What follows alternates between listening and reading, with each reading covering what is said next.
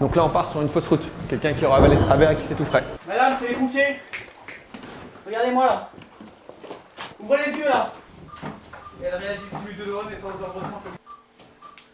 Vous étiez en train de donner à manger. Oui, effectivement, j'étais en train de lui donner son déjeuner et elle a pris une bouffée et elle a commencé à tousser. Et quand j'ai vu que c'était une fausse route, je suis passée dans son dos pour appuyer là.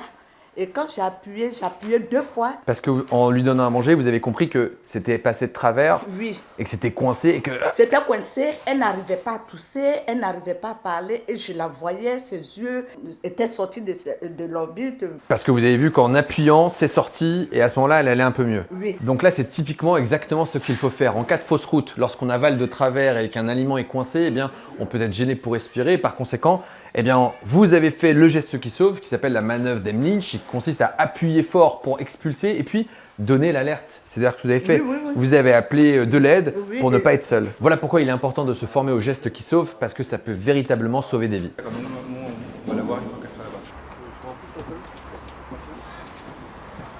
Cette dame a fait une fausse route, elle a avalé de travers lors du repas, vous l'avez compris. L'auxiliaire sur place a effectué les gestes qui sauvent. La seule chose, c'est qu'elle doit être conduite à l'hôpital pour être sûre que tout va bien et qu'elle puisse ensuite rentrer à la maison dans de bonnes conditions.